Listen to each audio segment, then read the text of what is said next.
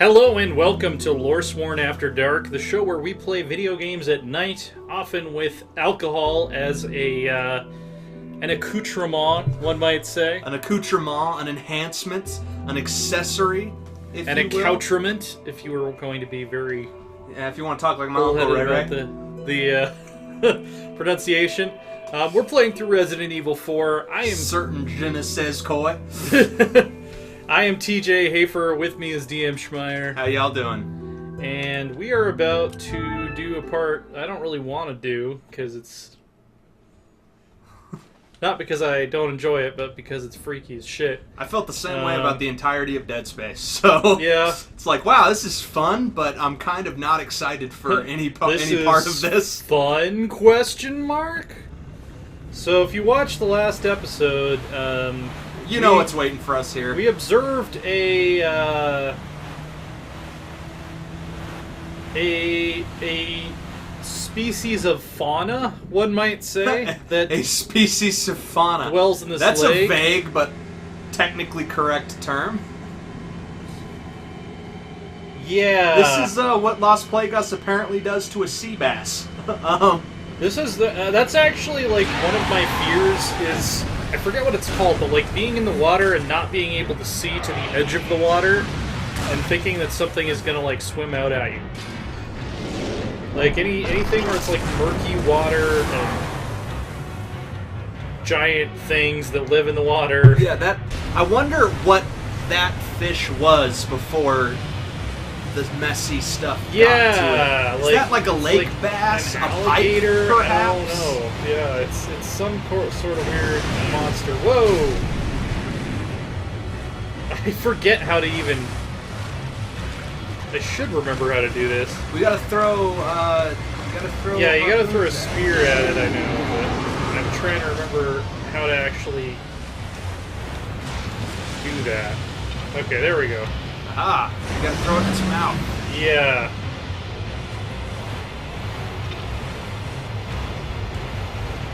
We also have to steer around the log!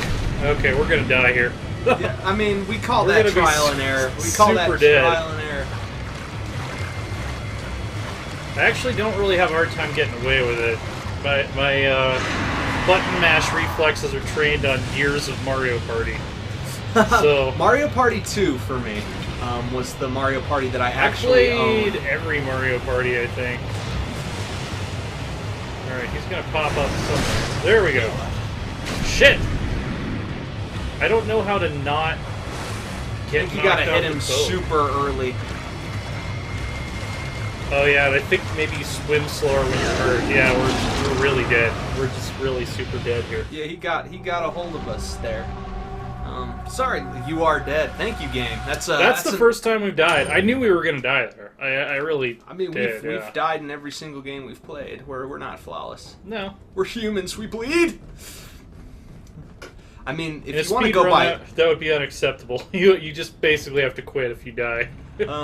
one of the funny things is we are at this point, our body count is not even close to what it is when I play Overwatch. So I die a lot when I play Overwatch. You would have That's to. a competitive shooter, though. You're meant to die a lot. I mean, it's funny if y'all don't know by now. My competitive matches are going up all this month on. That was an intense, like, really intense, really exciting. 3 hours of Overwatch. I'd say they went well, though, overall. Oh yeah, definitely. I'm not going to give details. Y'all can see for yourself, but it went fairly dramatic. I would say it's fair to say we finished above average. We did, which should become apparent shortly into viewing the matches. I mean, we won. Yeah. I'll say this, and I don't mind spoiling this. We won more than we lost. Yeah, that happened. So we won more than we lost. Where is he? I don't know if I hit him. The thing is that I've been rewatching some of those videos, some Jekyll and Hyde performances by yours truly, frankly. Like, yeah. I'd have one round where I would just play amazing, and then another where it was like, what am I doing? Like, I think the first I had something like 36 kills against 10. eliminations, and then the round after that I was like 18, 15. Some serious Jekyll and Hyde stuff. Where is he? Over there. I hate how slowly I'm turning. Now. See, as long as you hit him early enough. Yeah, but when he pops up like that, that's what I'm concerned Okay, turn with. around. Turn around.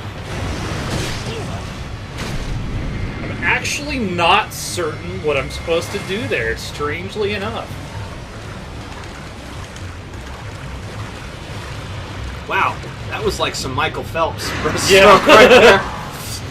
Dang, Leon, you an Olympian?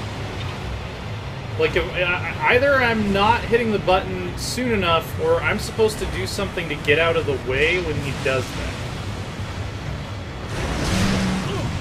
Yeah, see, because he knocks me off the boat even if I hit him in the mouth. There's got to be something to Which, that. I don't remember this being something where I had to, like, solve a puzzle to beat this guy.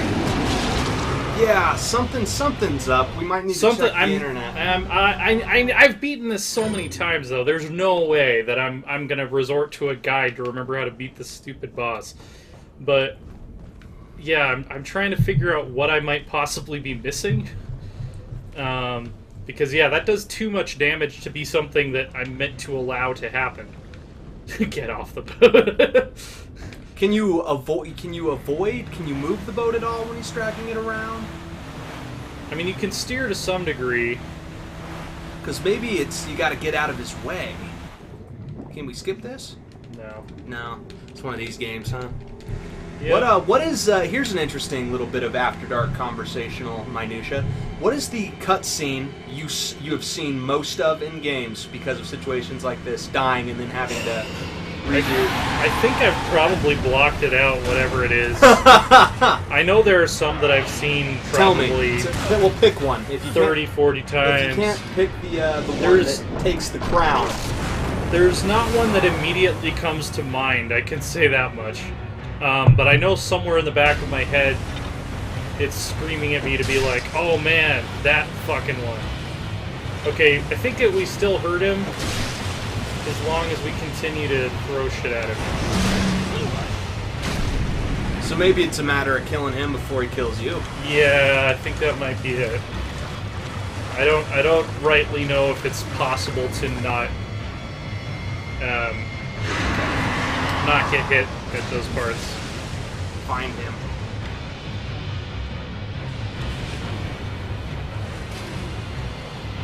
Yeah, because he's bleeding. He's gonna... Okay, I can dodge that. I don't know why it took me so long to remember that. Hit him. Ah, the animations!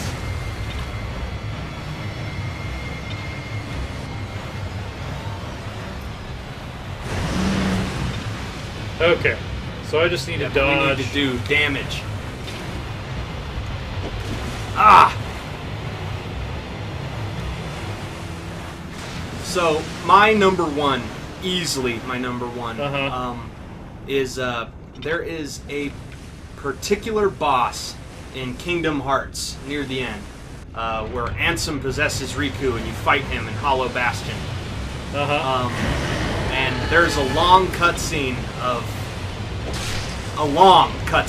leading into that battle, like long. And I played that on the hardest difficulty available, and was frankly a little under-leveled for that area, I recall. 56 times I saw that cutscene before I finally beat that boss. It got to the point where I was having to take breaks, like I would try like 10 times and be like, that's enough for today. Yeah. You know? And then finally one day I was like, I have an entire Saturday to myself because a work shift got canceled. I was like, I'm beating this boss. I don't care what happens today. This is happening.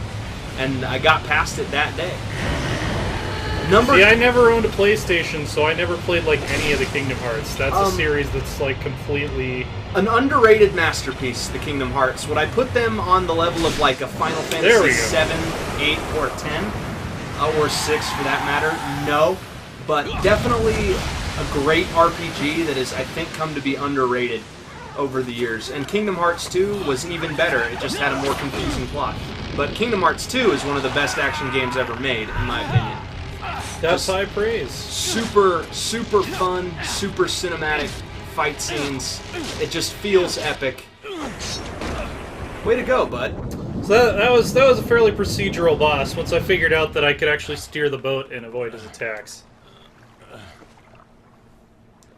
Leon's got a hernia. I'm not sure why that particular fact did not come back to me. Leon's got a hernia now, apparently. He's just clutching his abdomen in a lot of pain. I wonder if that's a lumbar hernia or a obstructed.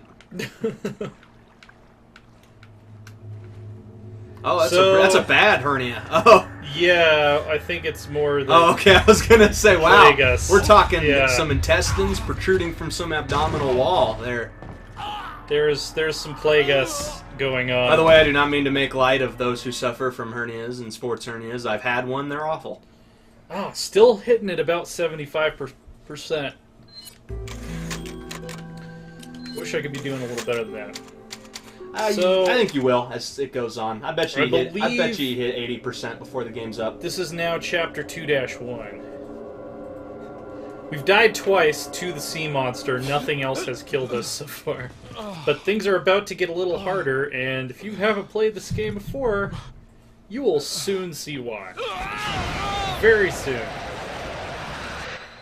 They look like yerks. Yeah. If you get that reference. Yep. We need to call in the Andalites. Maybe get some pork Bajir. Some Prince Alfindor, man. Need to come in and kick some butt. Yeah. You know, I was just hanging out in the library a little while ago, writing a chapter of my novel, which we hope will come out by year's end. Buy our books. Yeah, yep. They're coming soon. And I needed a break, so I just dug through the children's section of the library. It's been 6 hours since our last transmission. I was starting to get worried. Don't you mean lonely? Anyway, that's kind of a come on there. And I guess I must have lost consciousness. Lost consciousness? Maybe that has some connection to what the village chief was talking about. Can't say. But I'm all right now. I'm going to continue my mission. So, went to the children's section, young adult section, found some old school Animorphs, and I learned 3 things. A, they hold up over time. They're pretty good. B, once your reading level reaches the doctoral level, those books can be read in like 2 hours. Yeah.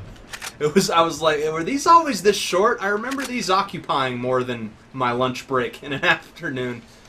You know, one thing that still sticks with me about the Animorph series to this day is that the way they ended that was... so dark. Fantastic. So dark. So fantastic and so completely unexpected for that genre. That it kind of ends in the defeat of our heroes. Yeah, no, really. I loved it. I absolutely loved the ending. Like, I rember it kind of blowing my mind. I'm like, wait, after 50 books they lose? Spoilers if you're still planning on reading fucking Animorphs. The children's series from the 1990s, but the Earth basically gets fucked up at the end of that series. And our heroes... like, the aliens fuck up the Earth with a meteor after, like, what, 20, 30-something books? 50, dude. 50 books of, like, this interstellar conflict where these kids that turn into animals are trying to fight the evil brain slugs. Well, and then, they blow up the fucking Earth with a meteor. That's actually how it ends. And our heroes all die because they ram an alien enemy ship, as I recall. Yeah. And all die. It was fantastic.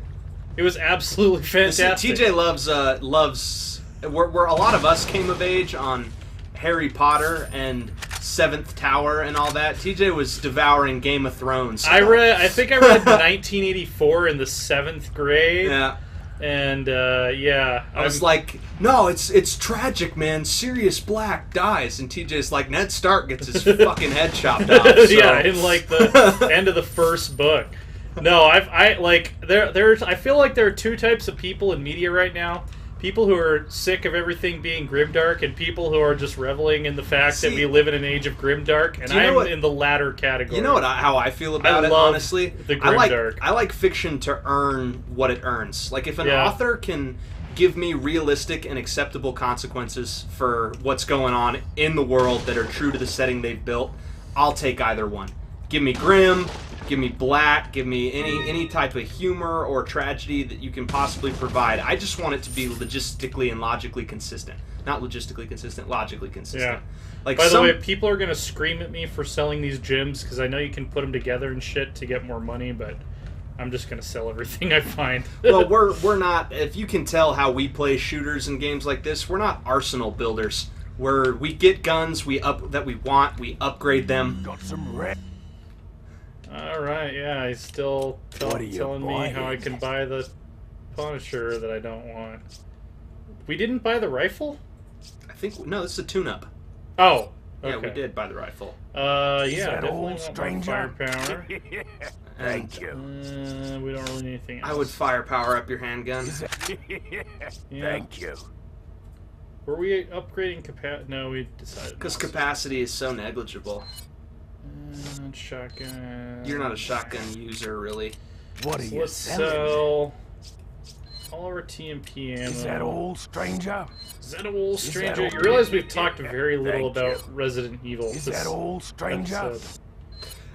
Is that old? Is anything going on particular narrative consequence at the moment? No, we're in kind of a lull. Although something of narrative consequence is imminent. I will hang on to this just because I don't need money right now. I've bought all the upgrades I want, and on the off chance that I find the things that those gems go into, I would like to, There's no way I have it yet, right? Yeah.